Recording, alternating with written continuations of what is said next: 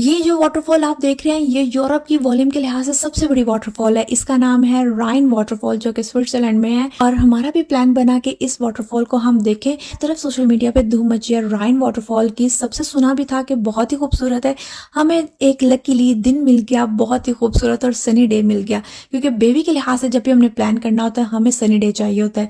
तो हमें sunny day meal गया, झटपट से हमारा प्लान बना कि राइन वाटरफॉल को देखा जाए और इंजॉय किया जाए। भाई यहाँ पे हम पहुंचे तो गाड़ी पार्क की, बाप बेटा आगे आगे थे क्योंकि इन्होंने यहाँ पे स्लिप लेनी थी टाइम वगैरह ऐड करके।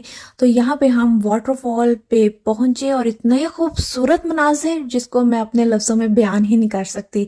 जाते ही इतना खूबसूरत मंजर नजर आ गया कि मैं कहती हूँ कि मेरा दिल करे यहीं पे मैं रुक जाऊं और खड़ी होकर ढेरों पिक्चर्स लूँ और वीडियोस बनाऊं। इतना डाटा मैंने कलेक्ट कर लिया, मेरा दिल ही ना करे कि मैं आप लोगों के साथ थोड़ा सा भी कुछ कट करके आपके साथ शेयर करूं। यकीन माने बहुत ही खूबसूरत मनाजिर थे। ये राइन वाटरफॉल की अभी एक साइड है, इन्होंने राइन वाटरफॉल की सारी साइड्स पे कुछ ना कुछ ऐसा दिलचस्प किया हुआ है कि लोग रुकते हैं और घंटों वहां पे खड़े रहते हैं और व्यू को एंजॉय करते हैं और ढेरों वीडियोस और पिक्चर्स क्लिक करते हैं।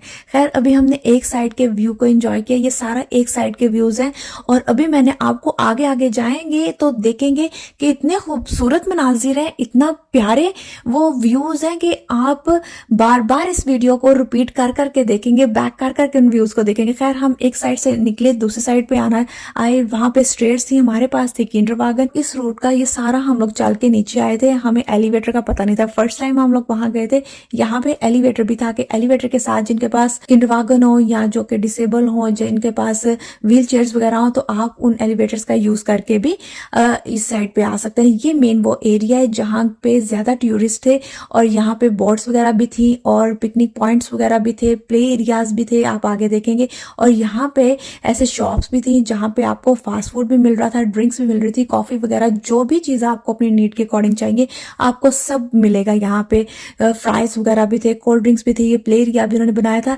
ये राइन वाटरफॉल का जो एरिया है, ये सारी जगह अपने आप में एक अलग से एक दुनिया है। ऑलमोस्ट सभी कुछ आपको यहाँ पे मिलेगा। अगर आप लोगों का कैश खत्म हो जाता है तो उसकी भी टेंशन नहीं, आप लोग कैश भी निकलवा सकते हैं। कुछ खरीदने का दिल करता है तो आप कुछ खरीद के भी अपने साथ ला सकते हैं वहाँ की मेमोरी के तौर पर। और यहाँ पे आप लोगों को 4 डिफरेंट किस्म की बोर्ड्स मिलेंगी जिनके डिफरेंट कलर्स हैं और डिफरेंट मकासद हैं कि यानी कि कितने मिनट्स किस बोर्ड ने लेके जाना है। हम लोगों ने 15 मिनट वाली बोर्ड चूज की थी। यहाँ पे टिकट्स वगैरह हमने ली हैं। 17 से 18 प्राइम की हमारी 2 टिकट्स आई थी। आप लोग इसको खुद ही कन्वर्ट करके देख लें यूरोस में। यहाँ पे हमने किंडरवागन को साइड पे लगाया और अपनी बोर्ड की तरफ गए। हर 10 मिनट के फासले से हर बोर्ड निकलती है, इतना टाइम भी आपको नहीं लगता, ना वेट करना पड़ता है। आपके टिकट खरीदते खरीदते नेक्स्ट बोर्ड की टाइमिंग हो जाती है। खैर हमने 15 मिनट वाली यहाँ पे बोर्ड ली थी क्योंकि 2 दफा इसने वाटरफॉल के करीब जाना था। पानी को आप टच भी कर सकते हैं और इतना मजे का वो व्यू है, इतनी ठंडक और आबशार और रेनबो। ये देखे सामने हल्की हल्की रेनबो भी नजर आना शुरू हो गई है, मैंने जूम किया, आप देखें इतना खूबसूरत व्यू है, बहुत ही खूबसूरत। और चारों बोर्ड डिफरेंट डिफरेंट एरियाज में जाती हैं। और जो कि ये वाली ब्लू बोर्ड थी, ये 15 मिनट का इसका रूट था जिसमें इसने 2 दफा वाटरफॉल को टच करवाना था, उस एरिया में आना था और इसने क्या करना था साथ में। ये बहुत आगे जाके इसकी स्पीड हाई हो जाती है। मैं समझती हूँ फैमिली के साथ इनफ है आप लोगों के 15 मिनट, क्योंकि आप लोग इतनी स्टेयर्स नहीं चढ़ सकते, ना वहां पे कुछ लेके जा सकते हैं। और बच्चों को गोद में उठा के स्टेयर्स चढ़ना इट्स वेरी टफ, तो ये बहुत ज़्यादा टफ हो जाता है, इंसान टायर्ड भी हो जाता है। तो टायर्ड होके व्यूज़ को एंजॉय करने का मज़ा कहाँ आता है। तो खैर ये देखें पानी के पास पास पास पास जा रहे हैं और रेनबो और ही क्लियर हुई जा रही है, जिसको तो अक्सर आजकल ना वो एक लेडी हैं जो कि टिकटॉक पे बोला करती हैं कि भाई पंजाबी में कहा जाता है कि ये है गुड्डे गुड्डी का पंगूड़ा। तो ये मुझे बड़ा ही फनी लगा, तो ये बताते बताते मैंने आप लोगों के साथ भी शेयर किया भाई ये है गुड्डे गुड्डी का पंगूड़ा। तो ना खैर बड़ा फनी इनके मुंह से लगता है, बहुत नाइस और क्यूट आंटी है। तो वो उनके मैंने वर्ड सुने थे तो मुझे अभी भी वो याद है।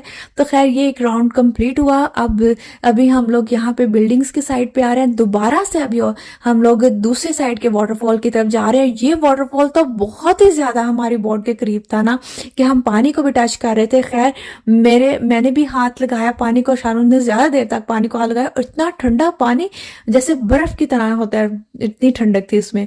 तो खैर और साफ सुथरा पानी था, कोई स्मेल नहीं, कोई कुछ नहीं, और बड़ा ही खूबसूरत व्यू लग रहा था। पानी की एक अपनी ही खुशबू थी, और ग्रीन ग्रीन, कहीं पे ज्यादा पानी ग्रीन लग रहा था, कहीं कहीं ब्लू लग रहा था, और पास से दूसरी बोट गुजरते थे तो बच्चे और सारे जो टूरिस्ट एक दूसरे को बाय बाय हाय बोलते थे और शोर करते थे देख के।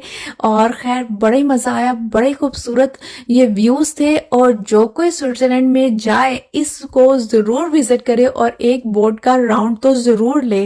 भाई मैं कहती हूँ जिसने स्विट्जरलैंड में रह के या वहां का विजिट करके ये यहाँ पे अगर कोई ना गया तो मैं कहती हूँ उसने कुछ देखा ही नहीं। सही लोग कहा करते थे कि अगर जमीन पे जन्नत की बात की जाए तो इस मुल्क का नाम लिया जाता है। ये देखिए सारी स्टेयर्स यहाँ पे हैं, यहाँ पे कोई एलिवेटर नहीं है, सारी स्टेयर्स के साथ लोग नीचे आते हैं। यहाँ पे बोर्ड्स वगैरह जाती हैं, यहाँ पे आई गेस बोर्ड नंबर 1 जाती है। तो खैर वहां के साथ ये सारा टूरिस्ट वहां पे गया हुआ था। होपफुली जब बेबी बड़े हो जाएंगे तो फिर इंसान वहां का भी करता है, लेकिन अभी हमारे लिए पॉसिबल नहीं था वहां जाना। खैर बहुत ही खूबसूरत, बड़ा ही मजा आया, बहुत इंजॉय किया। और मजे की बात यह कि मेरा बेटा नहीं डरा ना रोया, वो भी इतने गौर गौर से सारी चीजों को देखे। यहाँ पे देखे कितनी खूबसूरत रेनबो फिर सामने आ गई है, बड़े ही प्यारा लग रहा था। और ऐसे रेनबो के पास से होकर गुजरे थे, कैसे जैसे बोट रेनबो के पास से गुजरी है। और सम टाइम तो ऐसे लगता है कि जैसे आप पानी के अंदर जा रहे हैं, इस तरह से भी फील होता है। और ऐसे लगता है कि हाफ बोट तो पानी में चली भी गई है, और ऐसे फील होता है कि अभी बस आपके ऊपर पानी आने वाला है। ये वाटरफॉल तो मैं कहती हूँ अमेजिंग है, 10/10 है।